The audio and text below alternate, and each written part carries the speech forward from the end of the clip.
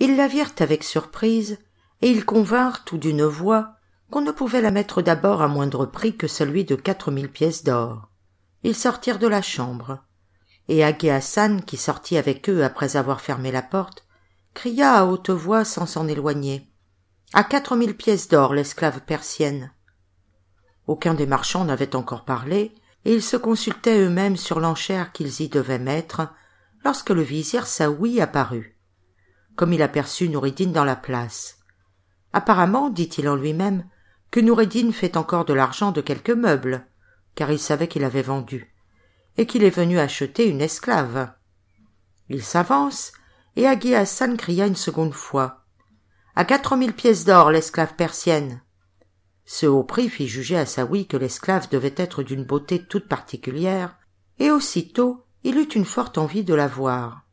Il poussa son cheval droit à Hagi Hassan, qui était environné des marchands. « Ouvre la porte, lui dit-il, et fais-moi voir l'esclave. » Il n'était pas la coutume de faire voir une esclave à un particulier dès que les marchands l'avaient vue et qu'ils la marchandaient. Mais les marchands n'eurent pas la hardiesse de faire valoir leurs droits contre l'autorité du vizir, et Hagi Hassan ne put se dispenser d'ouvrir la porte et de faire signe à la belle persienne de s'approcher, afin que Saouy pût la voir sans descendre de son cheval. Saouy fut dans une admiration inexprimable quand il vit une esclave d'une beauté si extraordinaire. Il avait déjà eu affaire avec le courtier, et son nom ne lui était pas inconnu. « Hagi Hassan, lui dit-il, n'est-ce pas à 4000 pièces d'or que tu la cries ?»« Oui, seigneur, répondit-il. Les marchands que vous voyez sont convenus il n'y a qu'un moment que je la criasse à ce prix-là. J'attends qu'ils en offrent davantage à l'enchère et au dernier mot. »« Je donnerai l'argent, reprit Saouy, si personne n'en offre davantage. » Il regarda aussitôt les marchands d'un œil qui marquait assez qu'il ne prétendait pas qu'ils enchérissent. Il était si redoutable à tout le monde qu'ils se gardèrent bien d'ouvrir la bouche, même pour se plaindre sur ce qu'il entreprenait sur leurs droits. Quand le vizir Saouy eut attendu quelque temps et qu'il vit qu'aucun des marchands n'enchérissait. « Eh bien, qu'attends-tu » dit-il à Hagi Hassan. « Va trouver le vendeur et conclus le marché avec lui à 4000 pièces d'or, ou sache ce qu'il prétend faire. » Il ne savait pas encore que l'esclave appartenait à Noureddin. Hagi Hassan, qui avait déjà fermé la porte de la chambre, alla s'aboucher avec Noureddin. « Seigneur, lui dit-il, je suis bien fâché de venir vous annoncer une méchante nouvelle. Votre esclave va être vendue pour rien. »« Pour quelle raison ?» reprit Noureddin. « Seigneur, répartit Hagi Hassan, la chose avait pris d'abord un fort bon train.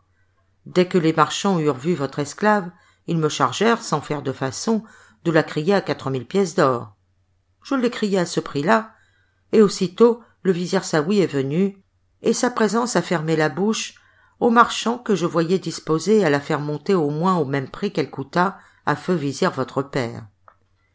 Saouy ne veut en donner que les 4000 pièces d'or, et c'est bien malgré moi que je viens vous apporter une parole si déraisonnable. L'esclave est à vous, mais je ne vous conseillerais jamais de la lâcher à ce prix-là. Vous le connaissez, seigneur, et tout le monde le connaît. Outre que l'esclave vaut infiniment davantage, il est assez méchant homme pour imaginer quelque moyen de ne vous pas compter la somme. « Hagi Hassan, reprit Noureddin, je te suis obligé de ton conseil. Ne crains pas que je souffre que mon esclave soit vendu à l'ennemi de ma maison. J'ai grand besoin d'argent.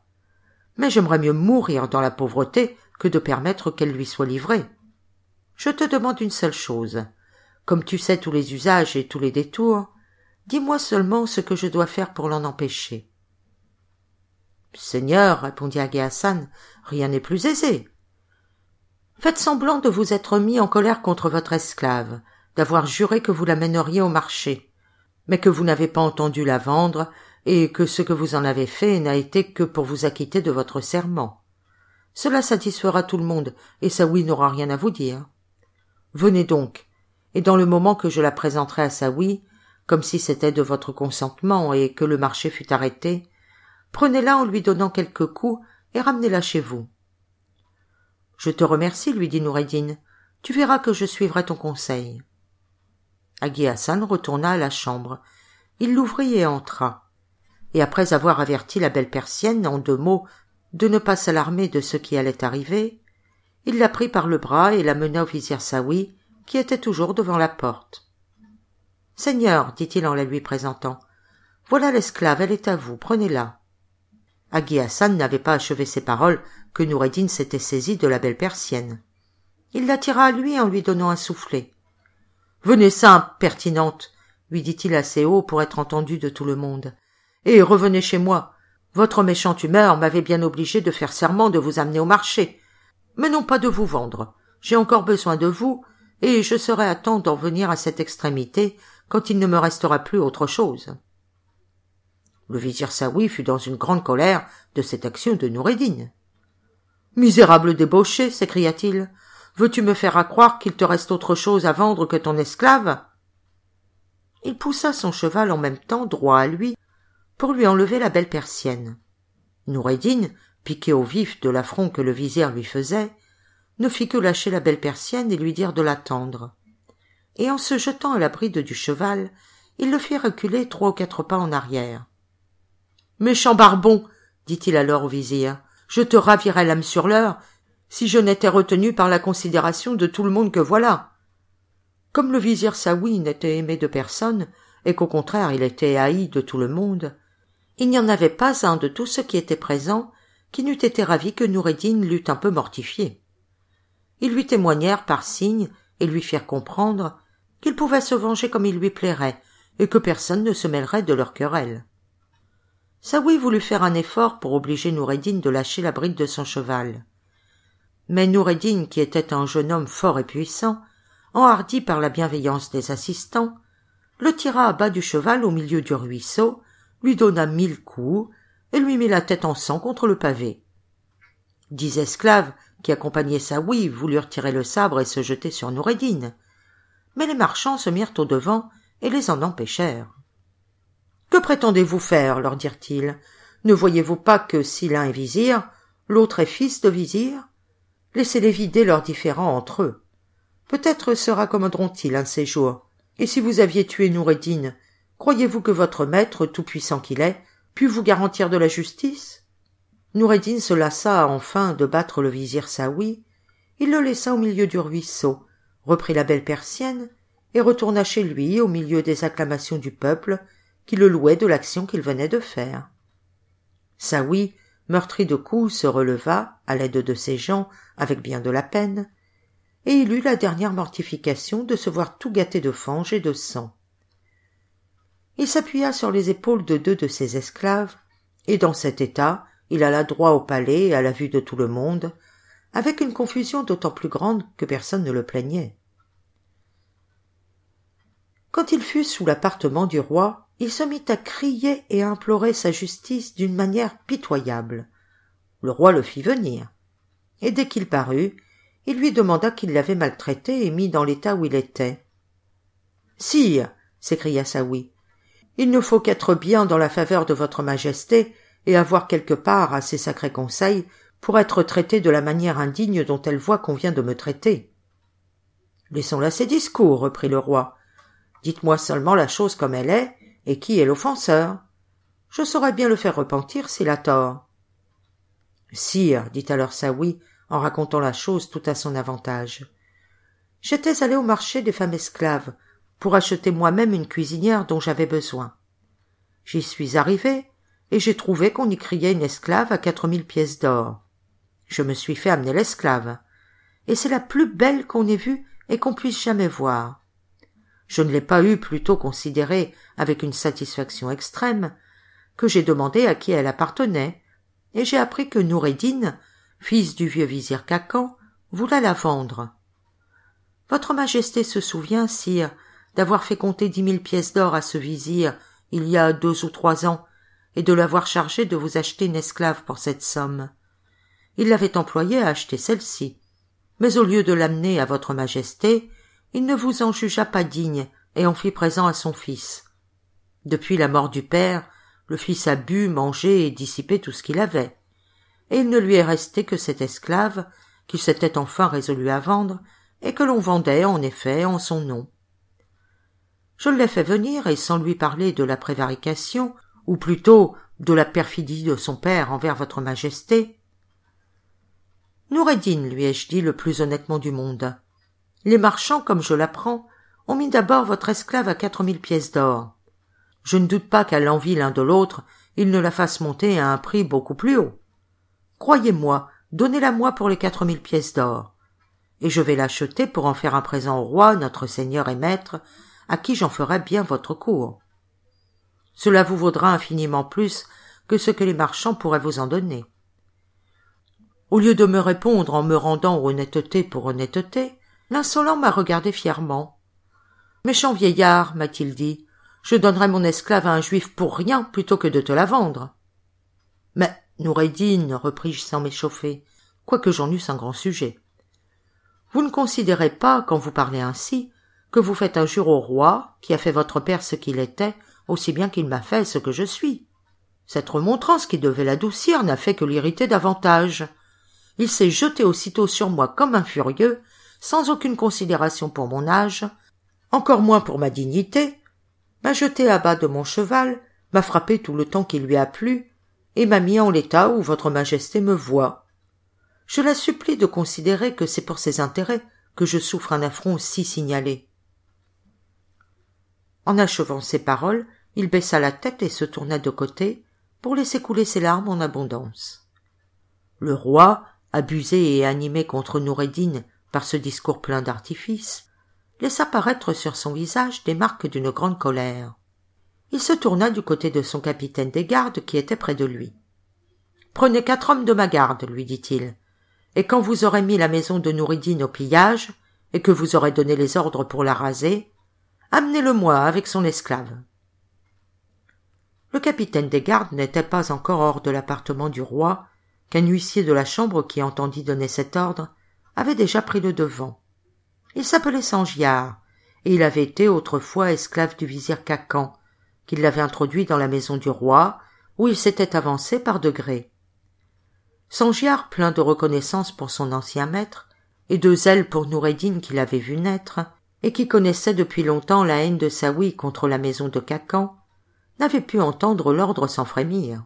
L'action de Noureddin, dit-il en lui-même, ne peut pas être aussi noire que Saouy l'a raconté. Il a prévenu le roi, et le roi va faire mourir Noureddin sans lui donner le temps de se justifier.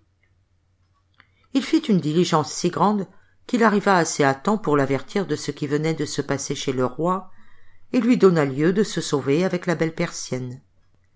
Il frappa à la porte d'une manière qui obligea Noureddin, qui n'avait plus de domestique il y avait longtemps, de venir ouvrir lui-même sans différer.